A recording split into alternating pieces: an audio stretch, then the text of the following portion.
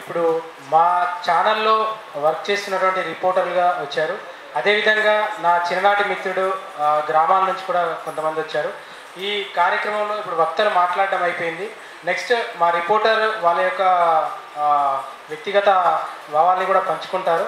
దీని తర్వాత మా గురువులైనటువంటి వాళ్ళని, అంటే నాకు చదువు చెప్పినటువంటి గురువుల్ని కూడా నేను ఈ క్రమంగా సన్మానం చేసి చిరు సత్కారం చేయాలని అనుకుంటున్నాను. అందుకు మా స్కూల్లో విద్యను బోధించినటువంటి హెచ్ఎం గారు కూడా వచ్చారు. శాంతకుమార్ మేడం గారు వేదిక మీదకి రావాల్సిందిగా కోరుతున్నాను. అదేవిధంగా నా చిన్ననాటి మిత్రుడు ఒక 2 మాటలు మాట్లాడుతూ అంటున్నాడు కాబట్టి తనని మహమ్మద్ బషీర్ వేదిక మీదకి వచ్చి మాట్లాడాల్సిందిగా కోరుతున్నాను.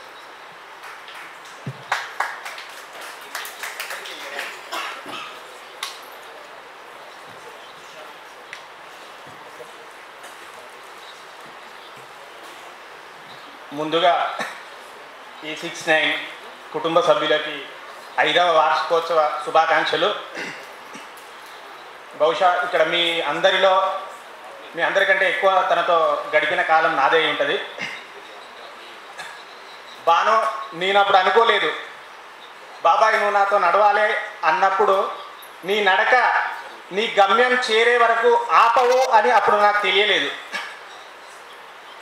బాను, నువ్వు చేసే ప్రతి కార్యం నాతో చర్చించినప్పుడు నేను అనుకోలేదు నువ్వు మొదలెట్టిన ప్రతి కార్యాన్ని విజయవంతంగా ముగిస్తావని.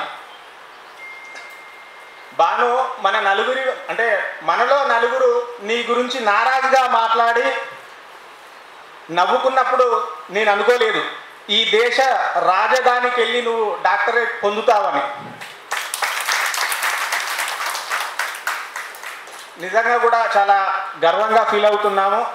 మాలో ఒక మిత్రుడు ఈరోజు ఈ స్థాయికి ఎదిగి ఒక ఛానల్ రన్ చేస్తూ మా అందరికీ మార్గదర్శకంగా నిలుస్తున్నందుకు మరొకసారి అభినందనలు తెలియజేస్తూ, మా బాను తరపున ఒక చిన్న రిక్వెస్ట్ ఉండే, కాదని టైం అయిపోయింది. మా విద్య నేర్పిన గురువులు ఇక్కడికి రావడం జరిగింది. తనని చూడగానే అమ్మను చాలా రోజుల తర్వాత చూస్తే ఎలా సంతోషం వేస్తుందో ఇప్పుడు అలా సంతోషం వేసింది. ఎందుకంటే ఆ మేడం శాంతికుమార్ గారు మా స్కూల్లో ఎస్ఎస్సి వరకు లేదు. అదేవిధంగా ఆ స్కూల్ డెవలప్మెంట్ కోసం కానీ మా జీవితాలలో వెలుగు నింపడం కోసం కానీ తను పడిన శ్రమను మేము ఈ సభాముఖంగా ఒకసారి గుర్తు చేయాలనుకుంటున్నాము.